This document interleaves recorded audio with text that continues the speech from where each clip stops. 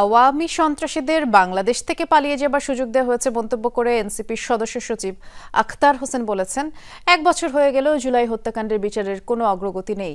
বৃহস্পতিবার বিকেলে ঢাকা মহানগর দক্ষিণের উদ্যোগে ভ্রাম্যমাণ গাড়িতে জুলাইয়ে ছাত্র জনতার গণ অভ্যুত্থানের ভিডিও প্রদর্শনের উদ্বোধন অনুষ্ঠানে তিনি কথা বলেন।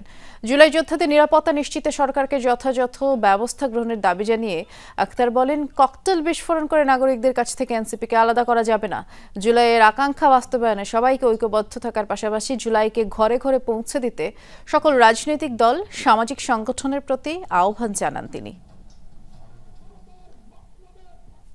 বাংলাদেশের জনগণ যে শক্তি নিয়ে, যে প্রেরণা নিয়ে আওয়ামী স্বৈরাচারের বিরুদ্ধে একত্রিত হয়েছিল, সেই শক্তি, সেই প্রেরণা নিয়ে মৌলিক সংস্কারের ভিত্তিতে নতুন বাংলাদেশ পুনর্গঠনে যে পদযাত্রা শুরু হয়েছে, দেশ করতে যে পদযাত্রা শুরু হয়েছে, আমরা আশাবাদী এই পদযাত্রাকে বাংলাদেশের জনগণ তারা অবশ্যই সফল করবে।